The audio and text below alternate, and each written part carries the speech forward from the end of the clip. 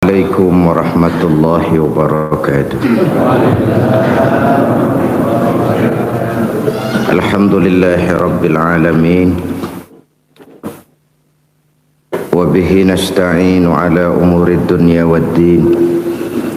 Salatu wassalamu ala asyrafil anbiya wal mursalin Sayyidina wa maulana Muhammadin wa ala alihi wa sahbihi ajma'in, amma ba'du. Lam yulad, tidak beranak dan tidak pula diperanakkan.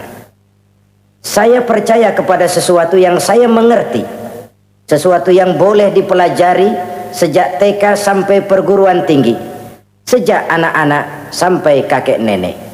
Saya bukan percaya kepada sesuatu yang saya tidak mengerti tapi yang harus saya percaya. Saya justru percaya kepada sesuatu yang memang saya mengerti.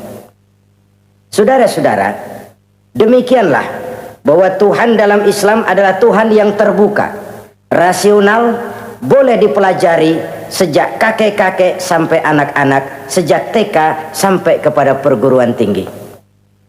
Lalu yang kedua, masih menurut kata dia, saya adalah pengagum Amerika, dia bilang, sebagai penegak hak-hak asasi manusia, sebagai pahlawan demokrasi yang pagi-pagi sudah mencanangkan di dalam dia punya Declaration of Independence bahwa semua manusia dilahirkan sama, all men are created equal. Saya kagum dengan itu, sampai pada satu saat menurut cerita dia, saya berada di New York, saya mau masuk sebuah restoran. Saya tertegun ketika saya akan masuk. Di pintu restoran itu tertulis white only, white only, hanya melayani kulit putih. Artinya sing kulit ireng minggir. Saya gelo, saya nelongso, bahasa Inggrisnya. Katanya all men are created equal, semua manusia dilahirkan sama. Lah ini kok tegel-tegele, kok sampai hati bikin tulisan hanya melayani kulit putih. Sampai saya melihat dalam Islam ini betapa si kulit putih dan si kulit hitam duduk saling berdampingan. Masjid menjadi simbol semangat kebersamaan mereka. Siapapun masuk masjid buka sepatu. Di sana mereka menghadap ke arah yang sama, menyembah Allah Tuhan yang sama, mengikuti cara Rasul yang sama, melakukan gerak yang sama, membaca bacaan yang sama, dengan bahasa yang sama. Persaudaraan seperti inilah yang lama saya dambakan. Ini kenapa saya memilih Islam. Saudara-saudara kaum muslimin, saya ingin menggunakan cerita ini sebagai pengantar bahwa salah satu misi Islam memang membebaskan manusia dari ras diskriminasi. Nabi menyatakan, innallaha la yanzuru ila suwarikum wa amwalikum walakin yanzuru ila qulubikum wa a'malikum. Sungguh Allah tidak melihat tampangmu, Allah tidak melihat potonganmu, Allah juga tidak melihat hartamu. Yang Allah lihat adalah hati dan amal perbuatanmu. Islam membebaskan manusia dari ras diskriminasi. Dari manapun orang datang, apapun warna kulitnya, dari suku apapun ia dilahirkan, akidah mengikatnya dalam satu persaudaraan yang mesra, persaudaraan Islam. Nilai manusia dengan demikian bergantung kepada ketakwaannya. Takwa, seperti kita tahu, adalah bahasa Quran yang sudah menjadi bahasa kita. Sedemikian sering kalimat ini dipakai sampai-sampai ia mengalami pergeseran dari arti yang sebenarnya. Takwa, sejauh yang kita baca dari peninggalan para ulama kita, mempunyai konotasi imtithalul awamir wajtinabun nawahi, melaksanakan seluruh yang diperintah Allah dan meninggalkan semua yang dilarangnya. Apa perbedaan prinsipnya? Kalau melaksanakan perintah itu sesuai dengan kemampuan, tapi menjauhi larangan itu mutlak. Enak kalau ada ayat jauhilah larangan Allah semampu kamu, enak. Yang semampu kita itu melaksanakan perintah, tapi kalau sudah meninggalkan larangan mutlak, jauhi, tinggalkan. Disitulah nilai ketakwaan seseorang. Ini kan enggak, karena takwa digunakan oleh semua orang, akhirnya artinya bergeser, semua ngomong takwa. Pejabat kalau dilantik bertakwa, bertakwa, bertakwa, sampai membleh bertakwa. Setelah pelantikan mata takwa ngalor dia ngidul. Harus dikembalikan kepada pengertian asalnya. Takwa itu adalah komitmen seseorang kepada perintah Allah dan komitmen meninggalkan yang dilarangnya sesuai dengan kemampuan. Di situ nilai manusia dalam pandangan Allah.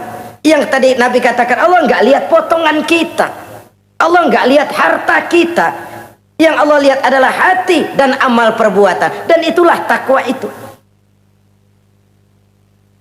Maha benar Allah dengan firman-Nya yang menyatakan, inna akramakum indallahi atqakum. Yang paling mulia di antara kamu dalam pandangan Allah adalah orang yang paling bertakwa kepadanya. Sering sekali sekarang ini kalimat agama digunakan untuk maksud yang tidak sama dengan maksud agama. Ya contoh kalimat takwa ini. Atau misalnya kita baca iklan, telah berpulang ke rahmatullah dengan tenang. Kalau dengan tenangnya sih boleh dah, mana ada orang mati kelojotan. Tenang. Tapi ke rahmatullah. Rahmatullah itu kan artinya kasih sayang Allah. Kasih sayang Allah itu kan surga. Kalau bajingan mati, nggak ke rahmatullah pulangnya. Kalau mau jujur mestinya telah pulang ke neraka. Kalau mau jujur, kalau mau pakai bahasa netral sopan, telah berpulang. Begitu sajalah. Pulang kemana? Ya sesuai dengan amalan dia. Tapi kita kadang salah kaprah menggunakan kalimat rahmatullah untuk yang tidak baik.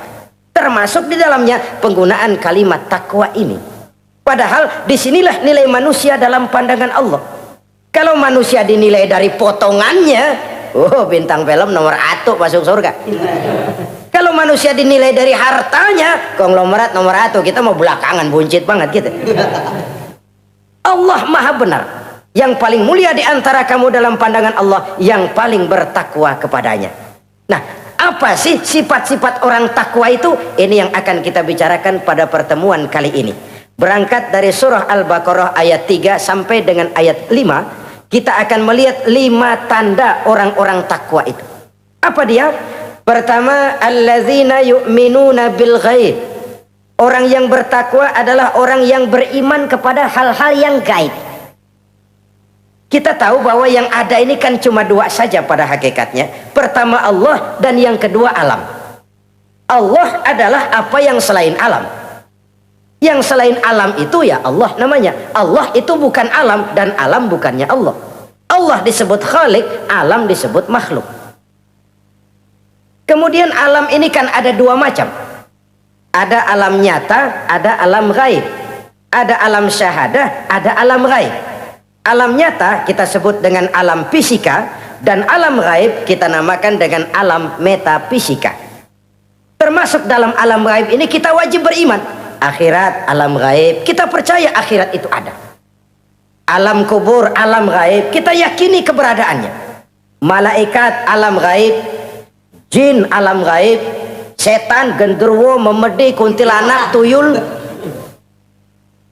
Kita percaya kepada iblis, percaya bahwa iblis itu ada. Kita percaya kepada malaikat, percaya bahwa malaikat itu ada. Dan kepercayaan ini sudah nature. Kalau kita lihat dalam dunia animisme, orang dahulu menyembah pohon sebenarnya kan karena dia percaya bahwa pohon punya kekuatan.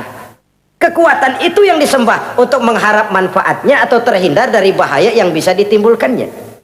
Orang menyembah api karena percaya di balik api itu ada kekuatan. Orang menyembah lautan begitu, orang menyembah gunung begitu. Nah, Islam mengarahkan ini kepada hal-hal yang lebih konkret. Percaya kepada alam gaib.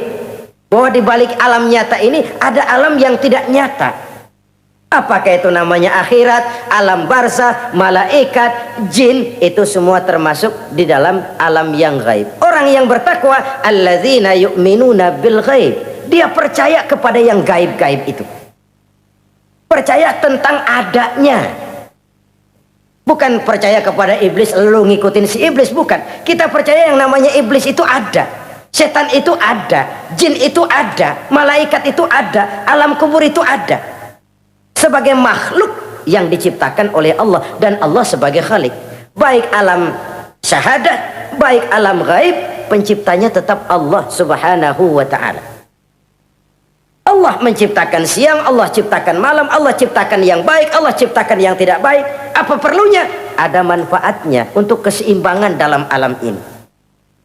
Manusia kan diberikan kebebasan bahwa segala sesuatu sudah ditentukan Allah memang, tapi kan tidak diberitahukan ke kita. Alam naj'al lahu 'ainaini wa lisana wa syafatain. Bukankah kami berikan kamu dua mata, dua telinga, lidah? Bukankah kami berikan kamu kemampuan untuk berpikir? Kami berikan tunjukkan dua jalan, yang baik, yang tidak baik. Kira-kira, manusia, ini jalan kebaikan, akhirnya akan sampai ke surga. Ini jalan kejahatan, akhirnya akan sampai ke neraka. Silakan kamu memilih. Agar kamu tidak salah pilih, kami berikan otak. Kami turunkan Rasul, kami turunkan wahyu, kami turunkan agama. Kalau sudah semikian komplitnya, masih salah pilih juga, emang dasar rezeki bonyok. Dikasih otak, diturunkan Nabi dan Rasul, diturunkan wahyu, ditunjukkan jalan kebenaran. Malahan kata Imam Mustafa Al-Maraghi, Allah memberikan petunjuk kepada kita itu bertahap. Pertama diberikan yang namanya hidayatul ilham, insting. Insting ini tingkatan dasar yang sangat diperlukan oleh manusia. Kita bisa lapar, kita bisa sedih, kita bisa gembira, kita bisa nangis, kita bisa ketawa. Nggak ada yang ngajarin. Belum pernah saya melihat ada kursus ketawa, belum pernah. Belum pernah ada akademi pertangisan, nggak ada. Itu insting yang kita bawa sejak lahir. Dan anehnya, ketawa tiap orang nggak sama, nangis tiap orang nggak sama. Itu insting. Bayangin kalau itu nggak ada, kita nggak bisa sedih, nggak bisa gembira, kita nggak bisa ketawa, nggak bisa nangis. Polos hidup ini, kayak boneka. Nggak ada insting. Nah, ini juga diberikan kepada binatang. Binatang kan cuma instingnya insting rendah. Binatang marah bisa marah, tapi perasaan mulia binatang nggak punya. Kepengen dipuji kan kagak ada binatang.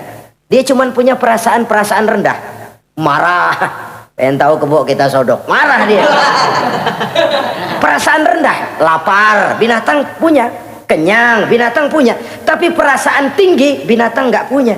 Kepengen hidup lebih baik, nggak ada. Kepengen hidup terhormat, nggak ada. Senang kalau dipuji, nggak ada. Coba dah kebo kita puji habis-habisan, diam aja dia. Waduh, lu Bo bukan main Bo, hebat bener. Ya tetap aja kebo. Atau kita caci maki, nggak bakal dia marah.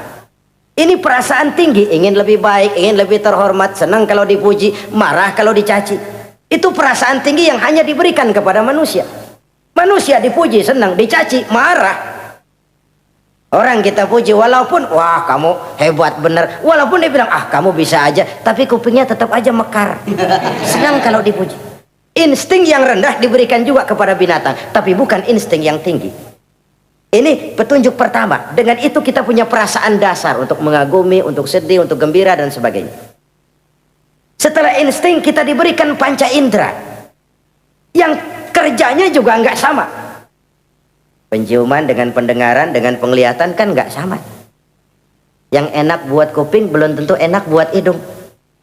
Orang buang angin kalau ditinjau dari segi bunyi enak buat kuping, tapi hidung kan kelabakan. Kerjanya nggak sama. Panca indera ini penting sebagai kesiapan untuk melayani insting. Persiapan melayani insting. Cukupkah? Tidak. Binatang juga diberikan panca indera. Bahkan kadang-kadang panca indera binatang lebih tajam daripada panca indera manusia. Nah, lalu diberikan yang ketiga. Ini yang membedakan manusia dari binatang. Apa? Hidayah berupa akal, pikiran. Dengan ini coba kita lihat. Manusia bikin rumah, burung bikin rumah. Tapi bandingkan rumah burung dari tahun atu, ya gitu-gitu aja. Tapi rumah manusia, Masya Allah, modelnya macam-macam. Ada yang kita dari jauh nggak ngerti nih celengan apa rumah orang ini, bundar begini. Binatang bikin rumah, manusia bikin rumah. Binatang bikin rumah dengan insting, manusia bikin rumah dengan otak. Hasilnya berbeda. Manusia tidak punya sayap, tapi dengan otaknya dia bisa terbang lebih tinggi dari burung.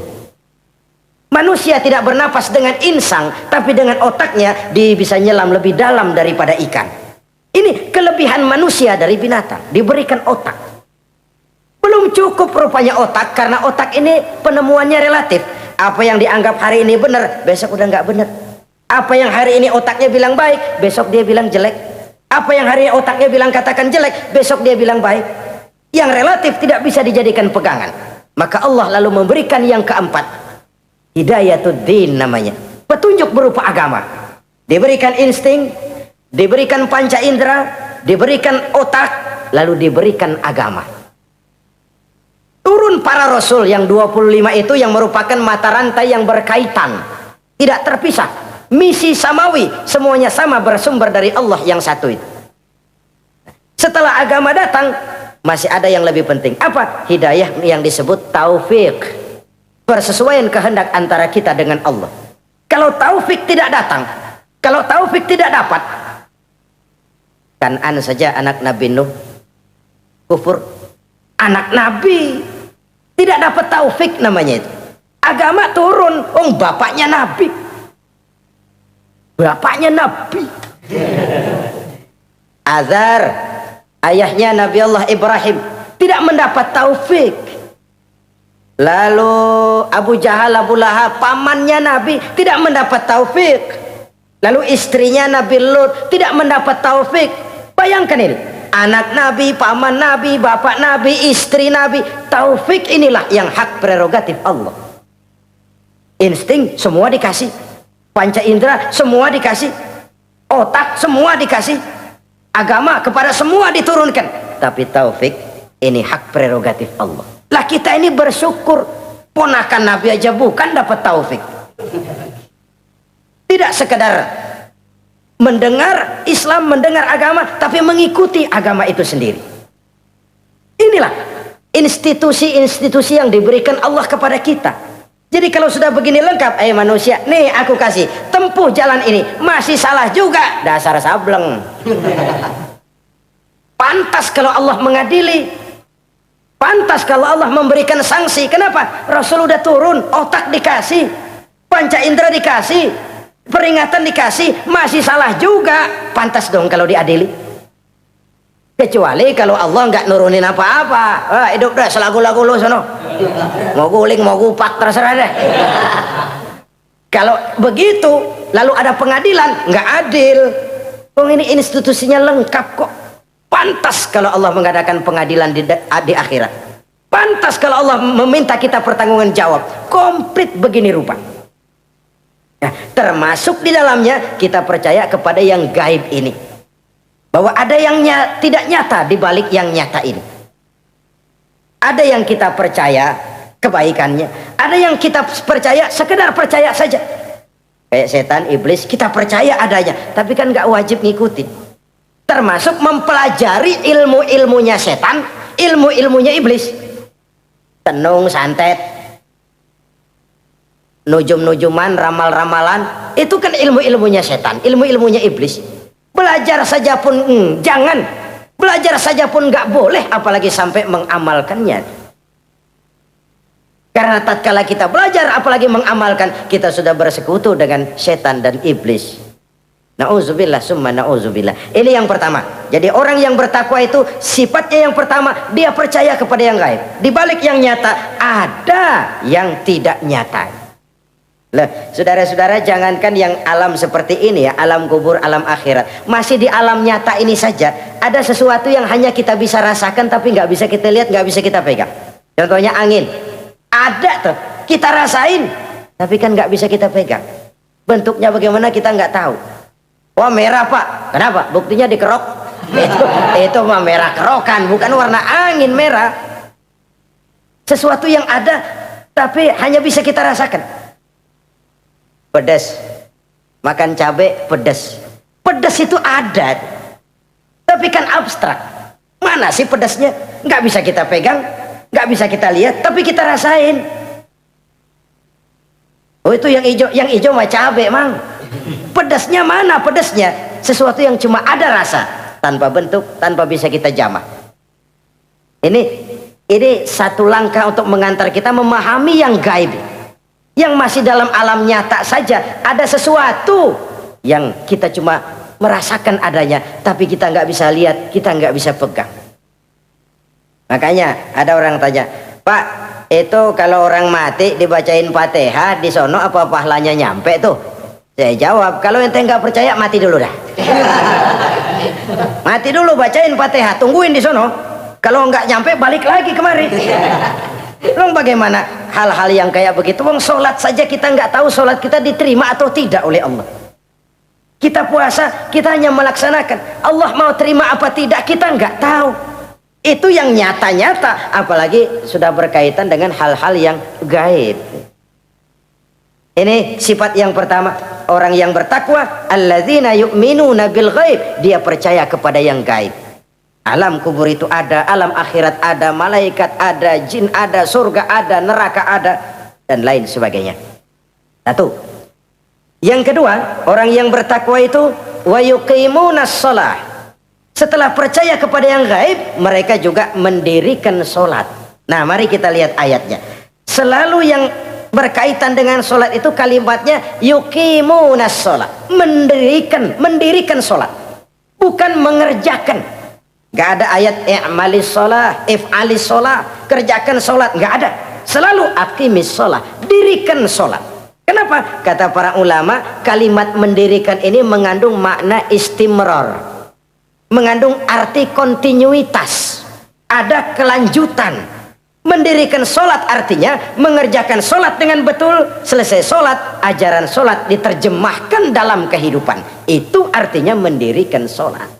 Nah, kalau dilihat dari sisi ini, banyak di antara kita yang sudah mengerjakan sholat tapi belum mendirikan sholat. Sebab mendirikan istimrar, ada kesinambungan. Selesai sholat, ajaran sholat diterjemahkan di tengah-tengah kehidupan bermasyarakat. Sehingga sholatnya punya refleksi, sholatnya punya bias dalam membentuk kepribadian dirinya. Ini kadang-kadang rancu, yang sembahyang dia, yang nyolong dia, yang baca Quran dia, yang fitnah orang dia, yang sedekah dia, yang nyolong dia juga. Ansip bingung bagaimana mutusinnya. Kalau mendirikan sholat mengandung arti kesinambungan, selesai sholat, ajaran sholat diterjemahkan dalam kehidupan. Apa? Banyak tentunya. Misalnya sholat melahirkan sikap rendah hati, melahirkan keikhlasan, melahirkan sifat jujur, melahirkan sifat disiplin, dan lain sebagainya. Dan itu diterjemahkan dalam kehidupan. Kita lihat, ini anggota badan kita yang paling terhormatkan, kepala. Kalau bercanda sama teman, dipegang tangan, kita masih senyum. Dipegang kaki kita masih senyum. Tapi kalau pala dikeplakin, jengkel bukan main. Kenapa? Al-Mukarram itu adanya di sini, otak, di kepala. Tapi kepala yang kita hormati ini, ketika sujud dengan di hadapan Allah, sama rendahnya dengan telapak kaki kita. Allahu Akbar. Yang besar cuma Allah. Manusia, kepala sama rendah dengan telapak kaki. Kesadaran ini membias, selesai sholat, kembali ke masyarakat, sombongnya hilang. Apalagi ikhlas. Sholat itu kan lillahi ta'ala. Orang mau puji apa tidak, enggak soal.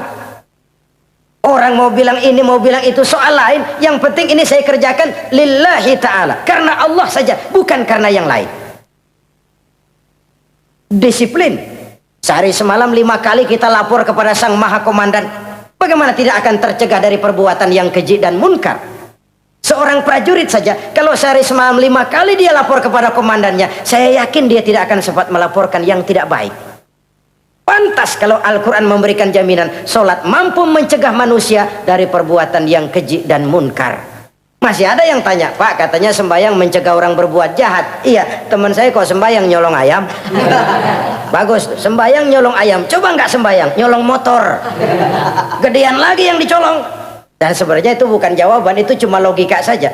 Yang benar adalah sholatnya belum berfungsi. Dia baru mengerjakan sholat, belum mendirikan sholat. Inilah yang kalau kita jujur mau bicara, inilah problem kita sekarang ini. Mengislamkan orang Islam.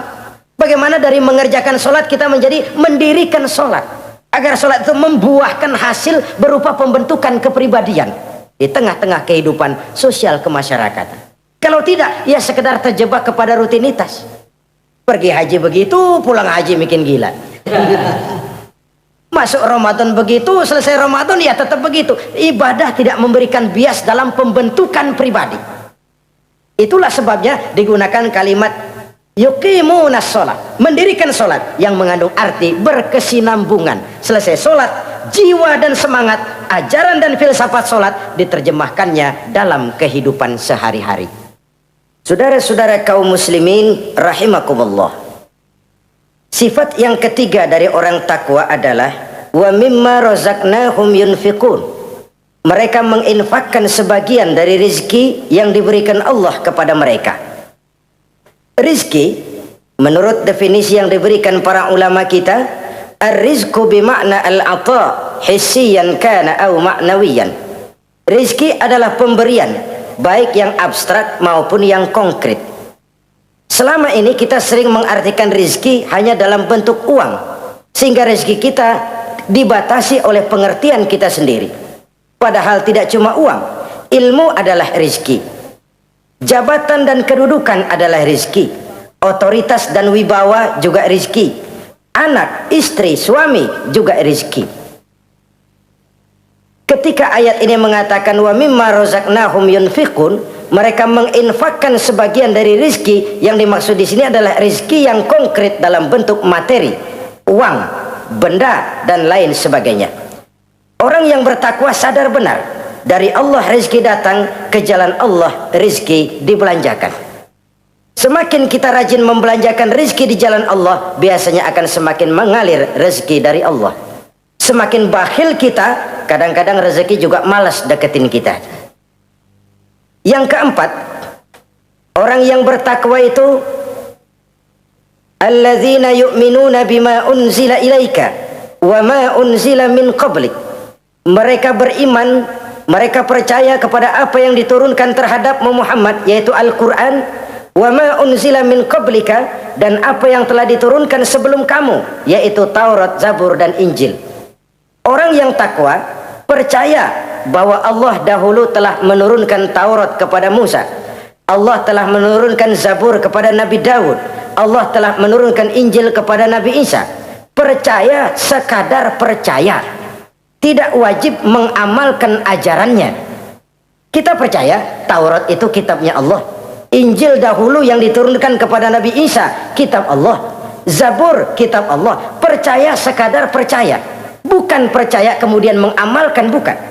Karena dengan turunnya Al-Quran, maka seluruh kitab-kitab terdahulu sudah tercakup di dalam Al-Quran. Orang yang bertakwa percaya kepada apa yang diturunkan terhadap Nabi Muhammad. Apa itu? Al-Quranul Karim. Bagaimana kepercayaan kita kepada Al-Quran? Bahwa dia kitab suci yang isi dan redaksinya langsung dari Allah, yang kita membacanya beribadah, mengerti atau tidak mengerti artinya. Akan lebih baik setelah bisa membaca, mengerti, kemudian mengamalkannya dalam kehidupan kita. Saudara-saudara, kalau kita adakan konteks ini di mana-mana, modernisasi, globalisasi, kemajuan sering membawa pergeseran nilai. Dulu, ini zaman dulu ya, waktu listrik belum masuk desa, kita rasakan betul. Kalau masuk kampung berasa banyak orang Islam. Padahal rumah pakai lampu templok, lampu tempel, paling banter patroma. Tapi kita masuk kampung berasa kok banyak orang Islam. Kenapa? Suara Al-Quran kedengaran dari rumah-rumah. Kenapa? Ada anak-anak muda lagi latihan baca barzanji. Kenapa? Ada patayat, santri-santri wanita lagi baca sholawatan. Kenapa? Nenek-nenek lagi ngapalin sifat 20 sembari nyisik. Wujud artinya ada, maka mustahil zaman dulu. Terjadilah modernisasi, listrik masuk desa. Apa yang kita lihat? Rumah pada terang. Terus televisi main gede-gedean. Lalu radio kaset main kenceng-kencengan. Tergeserlah suara Al-Quran, apalagi sholawatan, apalagi barzanjian. Apa tidak boleh? Ya boleh saja.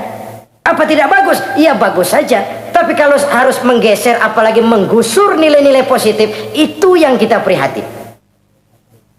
Kan Nabi mengingatkan, la tattabi'anna sunnana man kana qablakum shibran bi shibrin wa zira'an bi zira'in. Kamu akan ikuti tingkah laku orang-orang sebelum kamu. Cuma ikut-ikutannya nggak berasa, sejengkal, lalu sehasta, lalu semeter, lalu 3 meter. Begitu enak kamu ikut-ikutan budaya orang lain, sampai yang kamu ikuti masuk lubang biawak, kamu akan masuk juga ke dalamnya. Inilah kehidupan kita, inilah kehidupan anak-anak kita.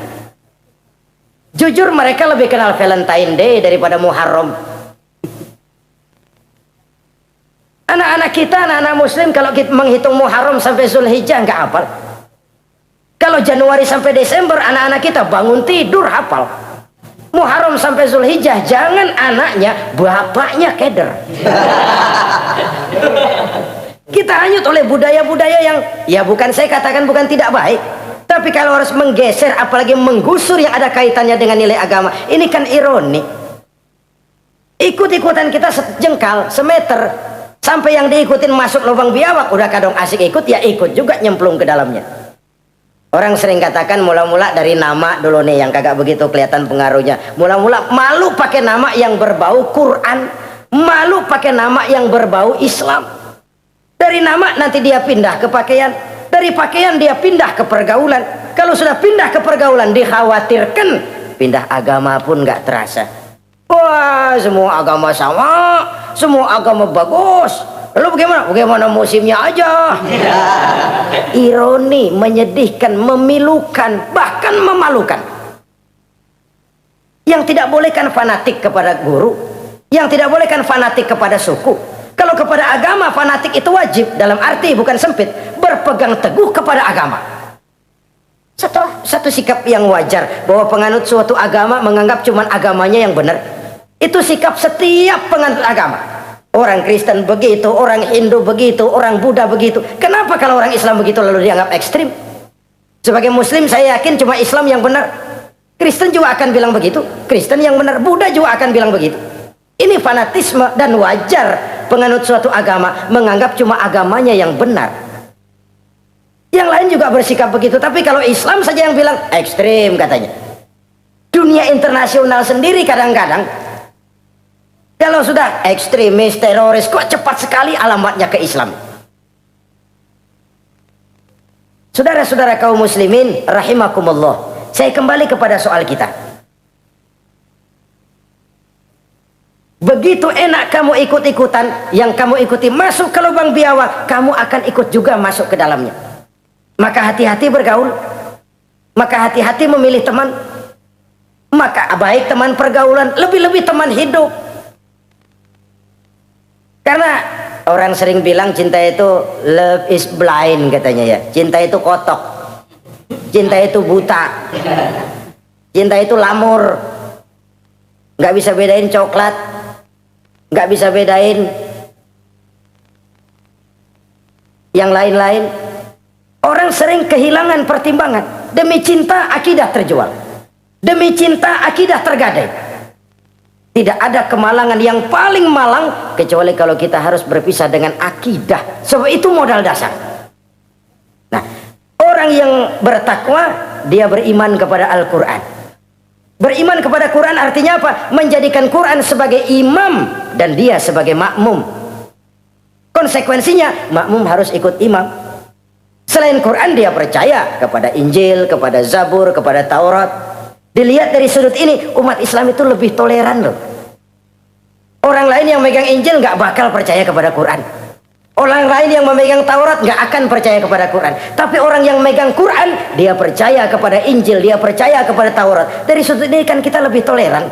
Allah dahulu menurunkan Injil kepada Isa. Yang Injil itu yang kita percaya. Yang Allah turunkan kepada Isa. Yang Allah turunkan Taurat kepada Musa. Bukan yang telah terkena intervensi dan investasi manusiawi. Dan percaya pun terbatas percaya kepada adanya, bukan kepada mengamalkannya. Kenapa? Karena ordenya udah lewat. Kita percaya Bung Karno adalah presiden pertama Republik Indonesia. Tapi kan udah lewat. Udah lewat. Kita percaya Bung Karno presiden pertama Republik Indonesia. Tapi kan udah lewat, udah selesai. Begitulah kita mempercayai Taurat, mempercayai Injil, ada, kita percaya, tapi kan udah selesai misinya. Yang berlangsung sampai akhirat nanti adalah Al-Quranul Karim. Orang yang bertakwa meyakini itu. Ini yang keempat. Yang kelima, wabil akhirati hum yuqinun. Mereka yakin, orang bertakwa ini, kepada adanya akhirat. Ah, kalau itu kan gampang, semua orang juga yakin. Loh, bukan sekedar yakin, sekedar percaya. Yalah, percaya kepada Allah, percaya kepada akhirat, pokoknya percaya. Bagaimana? Ya begitu, pokoknya percaya. Bukan itu. Kepercayaan yang memberikan refleksi. Iya ya, akhirat ada. Ada hidup sesudah mati, ada akhirat sesudah dunia. Saya memang benar kepengen cepat kaya, tapi kalau nipu orang nanti di akhirat bagaimana? Ini loh. Saya memang benar kepengen cepat naik pangkat, tapi kalau mesti jilat atas injak bawah, sikut kiri kanan, teman jadi lawan, lawan jadi teman, di akhirat saya bagaimana? Ini loh percaya akhirat itu.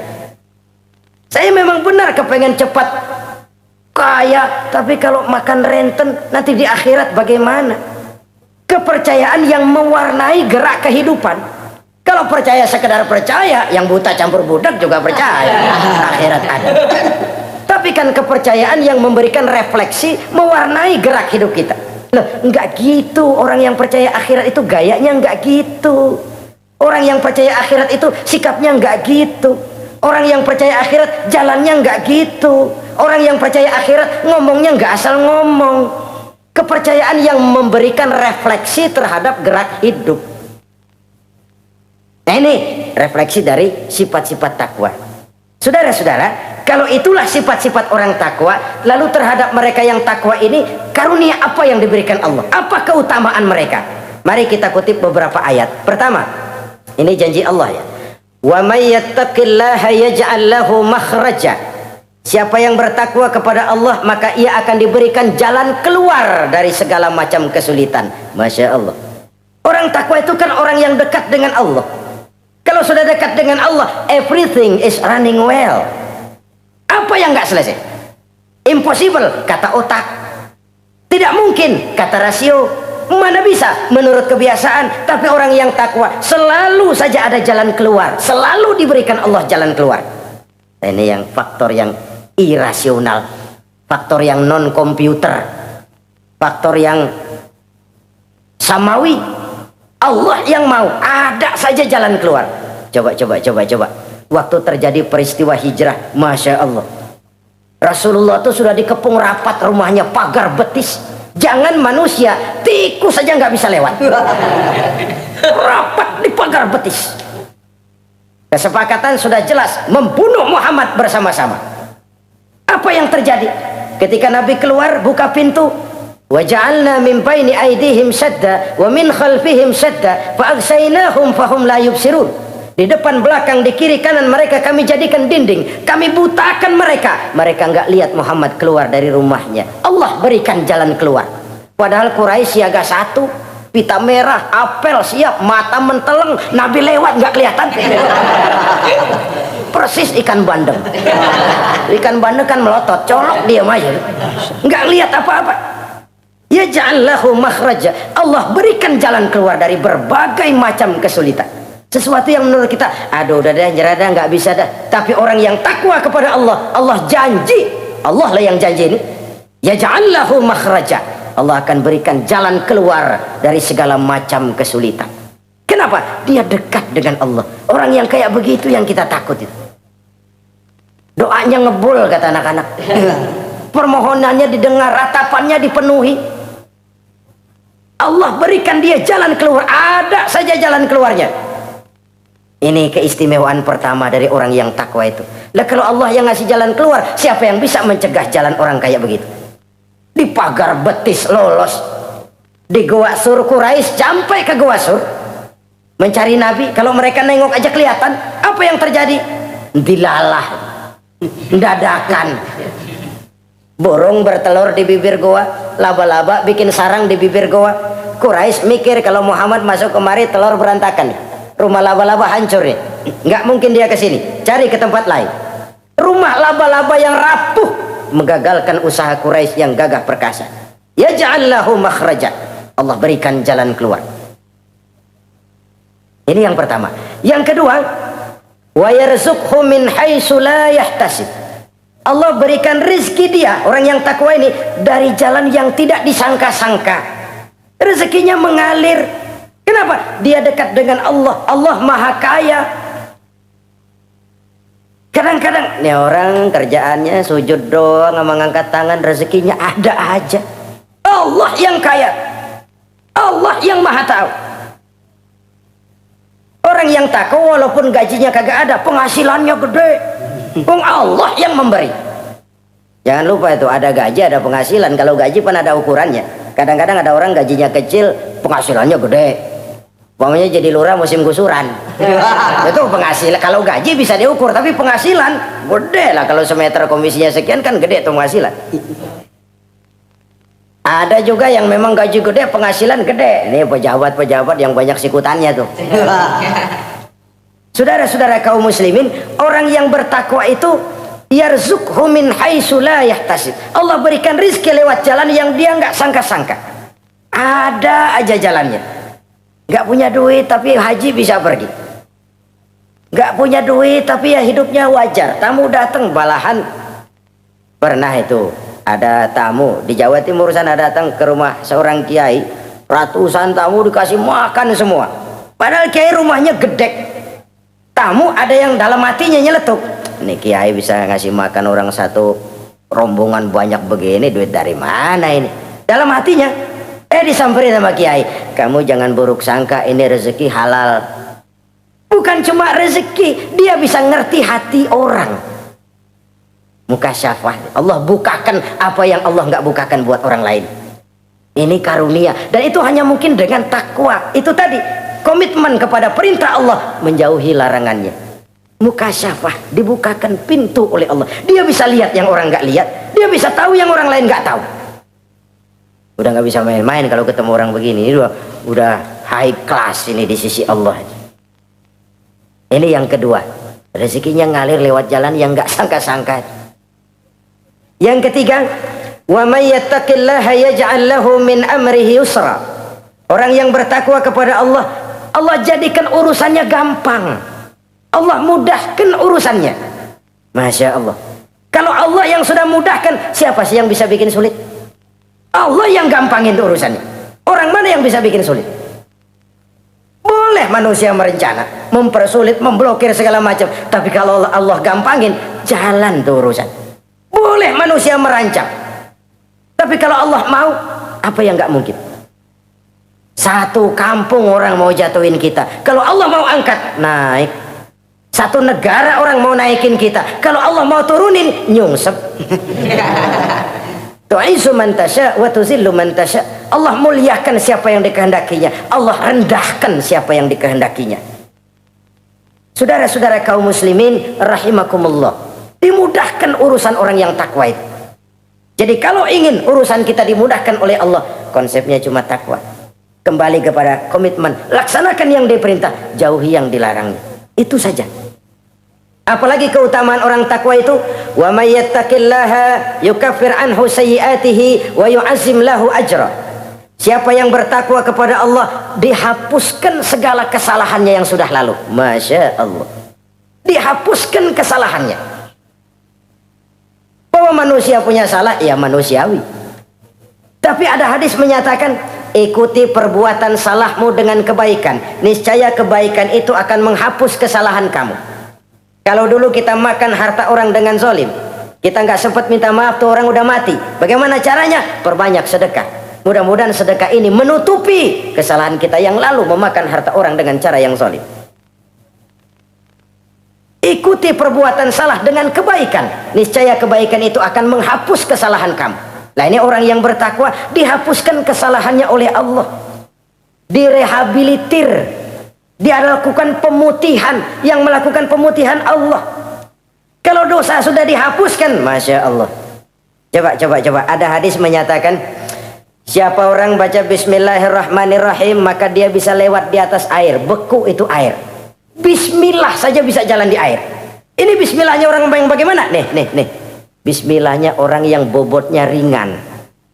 Bobotnya ringan, dia bisa jalan di air. Kenapa bobotnya ringan? Dosanya pemutihan. Model kita 16 kali baca bismillah, lewat di empang kelelep aja. Bobot kita kelewat berat oleh lapisan-lapisan dosa. Makin banyak dosa, makin berat bobot. Lalu bagaimana kita mau mendapat kemudahan dari berbagai urusan? Bong dosa kita berlipat-lipat. Kata Imam Ghazali, hati itu kayak kaca, bening pada asalnya. Itu kan fitrah. Tiap kali kita berbuat dosa, noda, plek, plek, plek. Tapi orang yang rajin istighfar, orang yang rajin berbuat baik, noda itu dia bersihin tuh, dia lap, rek. Sehingga kaca ini walaupun dia terkena kotoran, tapi bersih lagi. Kenapa? Rajin dilap, rajin istighfar, rajin berbuat baik untuk menutupi kesalahan. Tapi kalau istighfar tidak berbuat baik, berat, itu nanti itu kotoran-kotoran di kaca itu berubah jadi tieng. Tahu tieng? Udah susah diilangin kotorannya, berkarat di atas kaca. Kalau dosa sudah berkarat di hati, susah dihapus, berat untuk taubat, berat untuk melakukan kebajikan, itu sudah kerugian besar buat kita semua. Orang yang baik bukan orang yang tidak pernah salah. Orang yang baik adalah orang yang kalau dia berbuat salah dia sadar, dijadikannya pelajaran untuk tidak diulanginya lagi pada masa yang akan datang. Manusia dalam Islam tidak dilahirkan dengan dosa, tidak. Manusia bertanggung jawab terhadap perbuatannya sendiri-sendiri. Oleh karenanya, apabila kita terjatuh berbuat salah, cepatlah adakan perbaikan. Orang yang bertakwa dihapuskan kesalahannya oleh Allah, dilakukan pemutihan. Ya sama juga televisi lah. Kita dulu udah lupa bayar, kelamaan numpuk. Akhirnya kan kata petugas, yang bulan ini bayar aja dah, yang bulan ini aja dah, yang lain mah pemutihan. Kenapa? Dia sudah lihat kita punya tanda-tanda baik, pengen membayar dengan sebagaimana mestinya. Padahal ketakwaan kepada Allah. Lalu wa yu'azzim lahu ajra. Orang yang bertakwa itu diperbesar pahala kebaikannya. Masya Allah. Sudah dosa dihapus, dia diampuni, diputihkan, kebaikannya dilipat gandakan pahalanya. Padahal kita semua sama-sama maklum. Inilah kenikmatan Islam. Kalau kita berbuat jahat, dibalas dengan yang setimpal.